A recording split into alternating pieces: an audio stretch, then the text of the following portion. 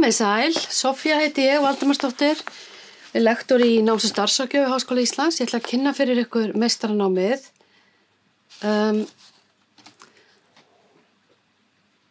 Í þessari stuttu kynningu ætlum við að kíkja á mikilvægi náms- og starfsráðgjafar. Við ætlum að skoða viðfangsefni námsins sjálfs, hvernig það er skipulagt, hver inntökuskilyrðin eru. Ég ætla að tala aðeins vettvangsnámið og lokaverkefnið og svo vona ég í restina að mér takist að gera grein fyrir því hversu fjölbreyttur starfsvettvangur bíður þeirra sem ljúka náminu hjá okkur í náms- og starfsráðgjöf við Háskóla Íslands.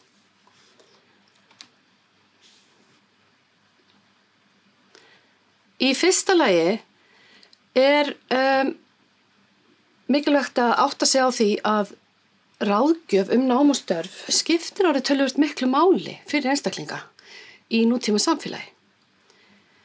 Þess vegna kannski meðal annars er réttur til ráðgjafar tryggður flestum þegnum þessa lands með 3 leiðum. Það er annars vegar er það í grunn- og framhaldsskólakerfinu og svo þeim sem ekki hafa lokið nema stuttu formlegu námi, þeim ætti að standa til boða samkvæmt lögum framhaldsfræðslu, ráðgjöf nám og störf í ýmsum öðrum stuðningsstofnunum samfélagsins.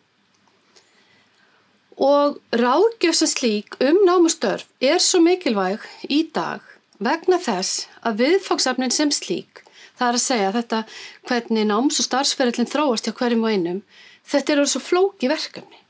Þetta er eitt af stóru verkefnunum í lífinu, ekki satt. Það er hvað við kjósum að gera í lífinu, hvað við ákveðum að læra og þá starfa væntanlega. Og það fyrsta sem er flókið er í raun og veru námsvalið og margir þurfa ítrekkað að sækja sér ráðgjöf námsval. Og sama er með stuðning við ýmsar breytingar sem verða á starfsferlinum. Flestir fara ekki í gegnum starfsæfina í dag og eru svona þurfa nokkrum sinnum að staldra verulega við og fá jafnvel ráðgjöf það hvert sé besta stefna og með hvað hætti. Og hvað er það sem er svona flókið? Jú, það er það að starfsþróun, það er að segja hvernig þessi ferill þróast yfir ævina, lítur ekki lengur einföldum línulegum lögmálum eins og áður. Það er vegna þess að vinnumarkaður tekur sífelldum og hröðum breytingum. Tæknin, eins og hún hjálpar okkur mikið, hún breytist líka mjög hratt og sífellt, þannig við höfum ekki undan að fylgjast með. Ráðningarsamband einstaklings og vinnuveitanda, það er ekki lengur hefðbundið.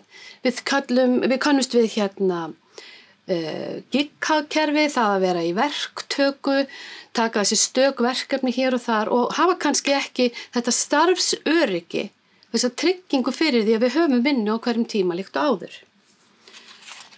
Annað sem hefur breyst líka er það að í slíku umhverfi þá dugar ekki eitt nám einu sinni sem við útfærum svo á starfsferlinum sem eftir er.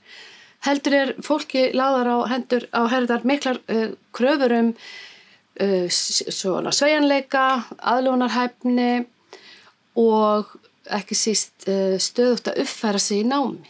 Það er símenntun. Og þannig gerist það að fólk er að koma í nám oft við ferilinn og þarf stuðning jafnvel við vinnubrögð í námi, ekki bara í grunnskóla að læra að skipuleggja sig eða slíkt heldur jafnvel ævina alla. Og þetta má segja að rammi inn mikilvægi náms- og starfsráðgjafar. Það er það hvað fólk þarf endurtekið yfir ævina að taka breytingum og taka ákvarðanir.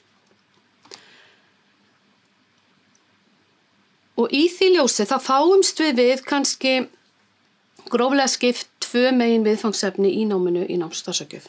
Það er annars vegar ráðgjafarfræðin og hins vegar starfsþróunarfræðin. Í ráðgjafarfræðunum þá erum við að skoða kenningar og aðferðir í ráðgjöf nám og störf. Þar skoðum við ráðgjafarsamskipti einstaklinga og hópa. Fjölmenning er mjög vaxandi svið og félagslegt réttlæti er rauður þráður sögulega í þróun þessara fagstéttar en mjög viðeigandi í dag og vaxandi, sem á auðvitað upplýsinga og samskiptatækni í ráðgjöf af þeim augljósu orsökum sem við þekkjum öll á tímum COVID til dæmis. En þá það starfsþróunarfræðin sem sömuleiðis byggður á kenningasveimi það hvernig starfsferillinn þróast, fyrir hvaða persónulegu og félagslegu þætti ákvarðanir eru teknar og hvað stýrir því hvar við endum á hverjum tíma. Við þurfum að fræða fólk nám og störf og það kennum við og þjálfum í náminu. Og eins það hvernig við sinnum fólki og styðjum í gegnum ýmsar persónulegar og félagslegar áskoranir á ferlinu.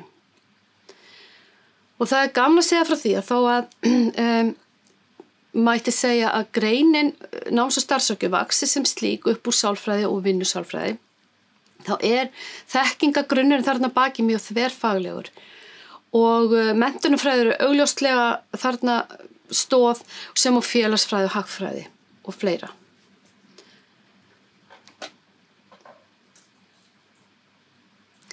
Ef ég segi ykkur nú hvernig námið skipulagt, þá hérna örfá atriði sem ég vil leggja áherslu á. Þetta sem sagt hefðbundið 120 eininga meistaranám sem tekur 2 ár í fullu námi en margir sinna einnig í hlutanámi. Það sem ég vil leggja áherslu á hér að þó að samkvæmt kennsluskrá sé námið skipulagt sem staðnám, þá hjá okkur á hverju ári ákveðinn hópur út allt land í náminu og lýkur því með aðstoð tækninnar og annarra fjarnámsmöguleika sem við veitum jafnframt staðnáminu. Það til dæmis kemur fram í vettvangsnáminu. Vettvangsnámið ef að segja tvískipt. Það sérst á fyrsta árinu. Þá fara nemendur tvisvar sinnum í svokallaða vettvangsviku, þar sem heimsækja ólíka staði, það að segja ólíkan vettvang þar sem ólík þjónusta veitt. Því lýkur svo þessu námi með 200 stunda handleiðslu hjá reyndum náms- og starfsráðgjafa og þar reynum við að tryggja að fólk fái það sem það vill. Það ákveðið valferli inn í það. En að öðru leyti skiptist námið í 40 einingar í fræðilegum námskeiðum, 30 í hagnýtum, aðferðafræði 10 einingar nema fyrir þá sem hafa lokið til hliðlegri aðferðafræði áður og þá 10 til 20 einingar í vali og svo 30 einingar í lokaverkefnið. Og svo gaman að segja frá því að undanfarin ár þá höfum við líka getað boðið upp á norræn sumarnámskeið í ákveðinni samvinnu og eins geta nemendur í náms- og starfsráðgjöf farið í skiptinám. Og hverjir komast svo inn í þetta nám hjá okkur? Jú, það ansi opið og bjóðandi orðið. Það sem sagt háskólagráða eða sambærilegt próf með fyrstu einkunn. Rétt árið að við tökum inn einu sinni á ári, við tökum inn á vorin og þetta 40 einingar sem komast inn á hverju ári. Og nemendahópurinn hann mjög fjölbreyttur sem styður einmitt og styrkir áfram þennan þverfræðilega grunn sem ég talaði áðan. En við höfum haft nemendur úr kennslufræði, sálfræði, félagsfræði, hjúkrunarfræði, mannfræði, þjóðfræði, guðfræði, uppeldis- og menntunarfræði, tómstundafræði, félagsráðgjöf og fleira. Og þá það vettvangsnámið, kannski sérstaklega, og svo aðeins lokaverkefnið. Það sem mikilvægt að átta að sjá að vettvangsnámið í náms- og starfsráðgjöf hægt að stunda allt land. Jafnvel þó að kennsluskrá kveði á staðnám eins og Við höfum tryggt samninga við stofnanir út allt land til að taka á móti fólki í náminu hjá okkur, bæði í fyrsta árs heimsóknunum og eins í langa starfsnáminu á öðru ári. Þannig að það búið út á landi og vilja verða náms- og starfsráðgjafi ekki, það ekki þess að frágangssök að vera út á landi. Verið velkomin. Svo það MR-rannsóknin, hún 30 einingar sem ég sagði áðan og það líka mikilvægt að nefna að viðfangsefnið eigin vali. Það er mjög margt sem hægt að taka sér fyrir hendur og hefur verið skoðað en mjög margt einnig sem opið og hægt að grípa niður bara nokkurn veginn hvar sem í þessu. Tækifærin að námi loknu, það eitthvað sem nemendur eðlilega velta fyrir sér þegar þeir velja sér nám, við ættum að vita það náms- og starfsráðgjafar. Tækifærin mjög vaxandi.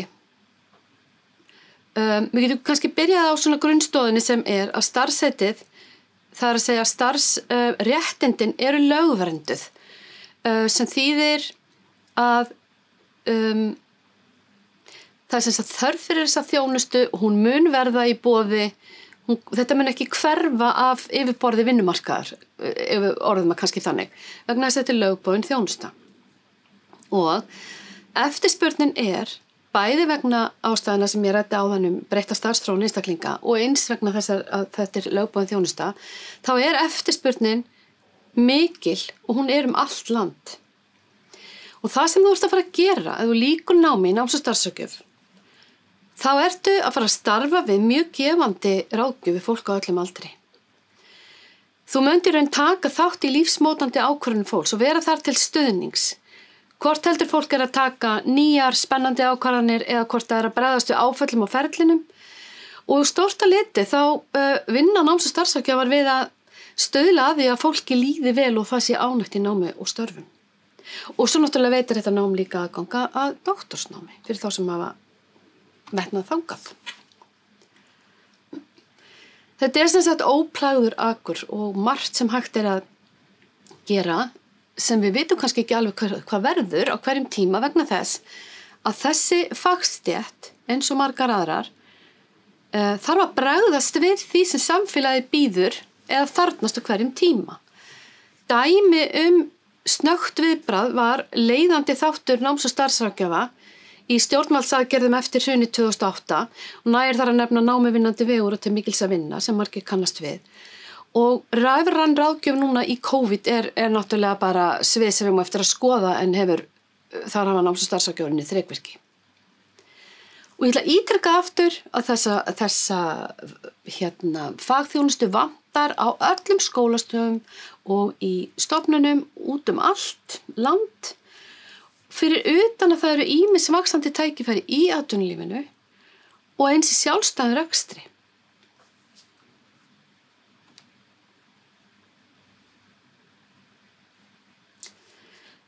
Ef einhverja spurninga vakna, þá hafið þið samband við stjórnsýsluna hérna hjá okkur, hjá nemendaþjónustu félagsvísindasviðs. Bæði getið hringt, við getið sendt póst eða nýtt netspjallið og verið velkomin einnig að sækja þjónustu NSHÍ sem náms- og starfsráðgjöf Háskóla Íslands. Umsóknarfresturinn 15. apríl og verið velkomin að koma og vera með í að skapa fólki farsæld í lífi og starfi hjá okkur í náms- og starfsráðgjöfinni. Takk fyrir.